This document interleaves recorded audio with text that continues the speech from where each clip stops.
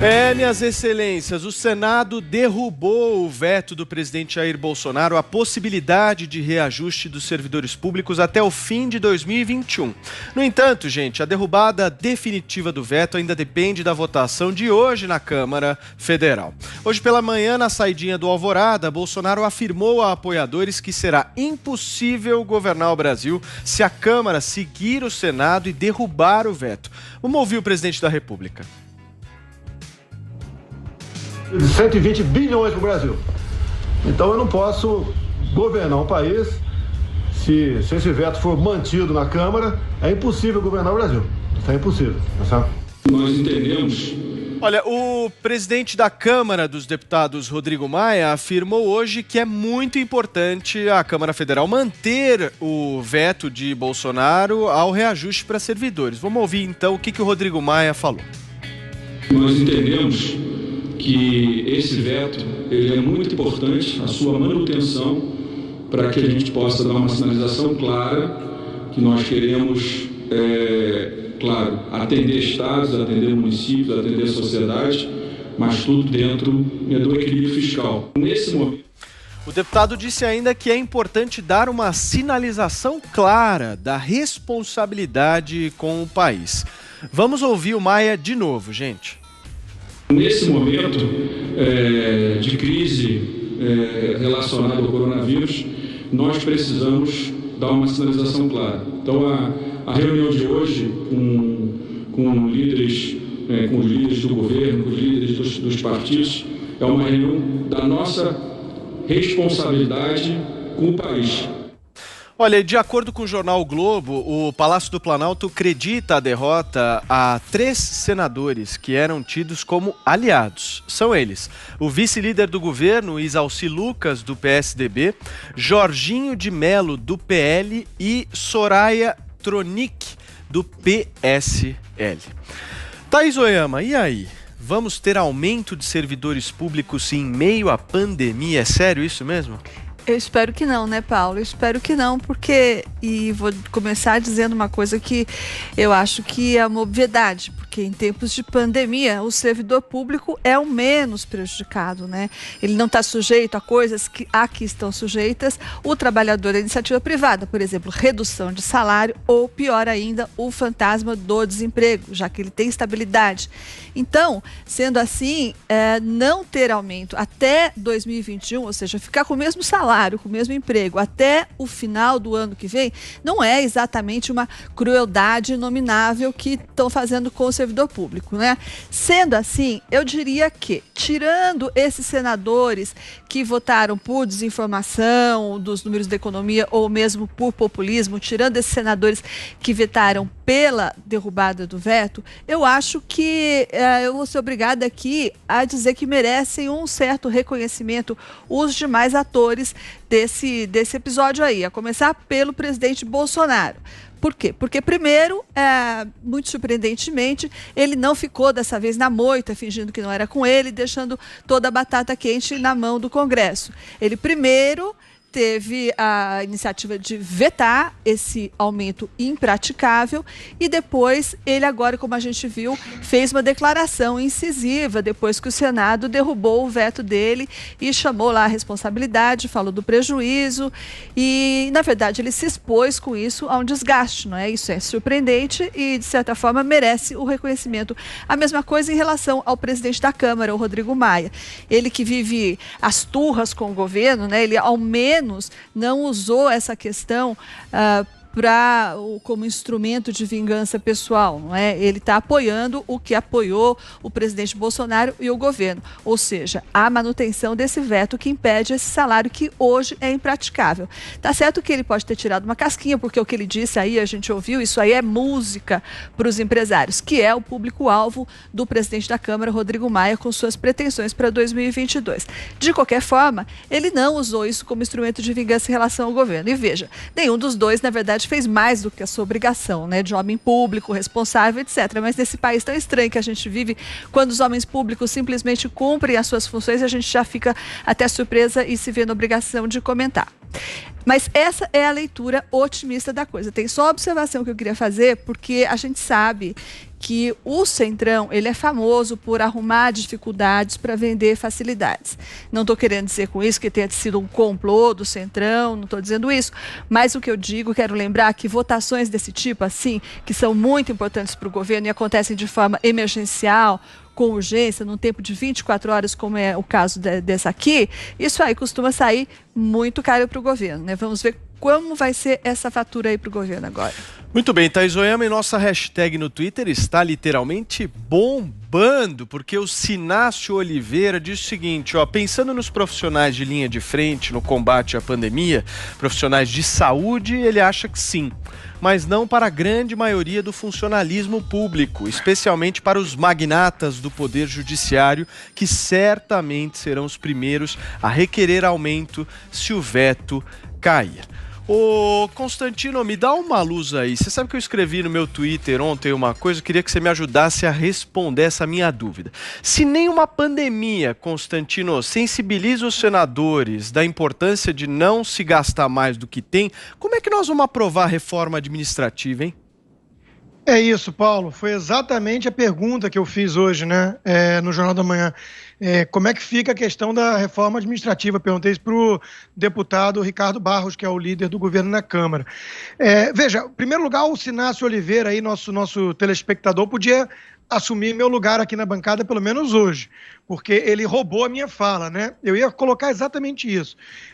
Eu quero colocar o seguinte, em primeiro lugar, o Marx ajudou, como a esquerda em geral, a dividir para conquistar. Então segrega tudo, né? Sempre homem contra mulher, gays contra heterossexuais, negros contra brancos, ricos e pobres. É tudo na base de dividir para conquistar.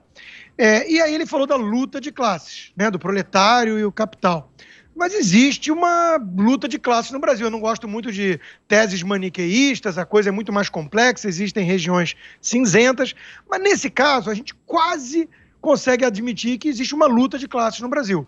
E a divisão se dá não entre capital e trabalho, nada disso. Se dá entre a casta do poder, ou seja, o serviço público, e aqueles que pagam, trabalham para pagar os seus salários, ou seja, os que pagam impostos e os que são consumidores dos nossos impostos. Fica cada vez mais configurado isso, né? Existe uma turma num oásis blindada contra qualquer tipo de crise lá fora, inclusive crises que muitas vezes eles produzem, por conta do crescimento descontrolado dos gastos públicos, e o grosso é para pagar aposentadoria e salário de funcionário público, né? Dito isso, eu queria pegar exatamente o gancho do nosso telespectador, do Sinácio, para falar que é importante, em nome da justiça, dividir dentro do serviço público. Não dá para jogar todo mundo no mesmo saco, né? Quando você olha polícia que sobe morro, arriscando a vida para ganhar pouco, quando você olha médicos que estão lá na frente de batalha contra o coronavírus, não dá para comparar isso com os nababos do Poder Judiciário, e não estou colocando todos também, mas existem muitos ali que com os penduricalhos e tudo chegam a ganhar uma fortuna, né? E mesmo os políticos, né? Os senadores e deputados. Então, existe dentro do serviço público as castas também. Agora, como são os legisladores que votam, né, e sofrem pressão do lobby mais poderoso que existe, que é o lobby dos servidores públicos, isso aí realmente mostra, né, denota uma total insensibilidade para com o povo lá fora. Os réis mortais que estão trabalhando para pagar os impostos e que vão talvez ter que subir, eu espero que não, é promessa de campanha, o Paulo Guedes reforça essa promessa o tempo todo, mas nós estamos vendo o tamanho do rombo, 800 bilhões de reais esse ano, né? Então, como é que fica? A conta não fecha. Então, todo mundo lá fora sofrendo com desemprego crescente, com redução de salário, tensão angustiante, né? Porque a situação está difícil para todo mundo, e parece que ali no Congresso, né, no Senado, é outra realidade. Não chegam os ventos de fora, né? Foi uma crítica, inclusive, que muitos fizeram a questão da capital mudar do Rio de Janeiro para Brasília. Ficaram mais distantes, mais isolados do povo, né? Então, tudo isso é muito impactante. E aí a gente vê hoje, como viu e circulou muito nas redes sociais, o vídeo do Major Olímpio, senador Major Olímpio, vibrando. Ele foi entrevistado no Jornal da Manhã hoje, culpou o Paulo Guedes, falou que foi traição e tudo. Ele estava vibrando ali com isso, né? Olha, é de uma insensibilidade, é de uma falta de contato com a realidade do povo brasileiro, que só tem uma coisa a falar, né? A resposta vai vir nas urnas. Constantino, a nossa hashtag tá bombando aqui. Vamos colocar mais um espectador aqui pra gente ver o que ele tá dizendo no Twitter. O Sigefredo Souza diz o seguinte: é um escárnio essa derrubada do veto para aumento de servidores. Gente que tem estabilidade e recebe salários altíssimos, sem contar os privilégios. Enquanto isso, um monte de gente sem emprego, sem salários e muitos nem receberam nem o auxílio emergencial. Vergonha. Josias de Souza, uma coisa que eu acho que pouca gente se atentou, o Davi Alcolumbre e o Rodrigo Maia são do mesmo partido, né? São posturas diferentes, não são, não? São do mesmo partido. O Davi Alcolumbre tomou chá de sumiço, né? Muito curiosa a posição dele. Essa derrubada do veto do presidente Bolsonaro ao reajuste de servidores até o final de 2021 mostrou que o Senado e um pedaço do Legislativo brasileiro, esse pedaço está amarrado a pautas como a reforma do Estado e a responsabilidade fiscal por grilhões de barbante que arrebentam ali com um peteleco. No instante em que empresas quebram, o desemprego sobe e a renda decresce no mundo da iniciativa privada, autorizar reajuste de servidores públicos, mesmo que localizados em setores como saúde, educação, segurança, é como dar um tapa na cara dos brasileiros que estão condenados pela renda a um fim do mês perpétuo. Diz-se que a Câmara vai corrigir essa lambança. Espera-se que corrija. E não fará mais do que a obrigação. E é preciso lembrar que os deputados que agora fazem pose de solução, eles ajudaram a criar o problema. Ninguém estaria discutindo o veto presidencial se os parlamentares não tivessem enfiado dentro de uma proposta que se destinava a enviar a estados e municípios um socorro de 60 bilhões de reais, o reajuste de servidor. Se isso não tivesse acontecido, não seria necessário o veto e nós não estaríamos discutindo isso agora. O reajuste foi aprovado, aliás, com a sinalização positiva do presidente Bolsonaro, que agora também faz pose de gestor responsável, dizendo que ficaria impossível governar se o veto for derrubado, mas lá no dia da votação estava estimulando os parlamentares a votarem a favor. Demorou a fazer o veto.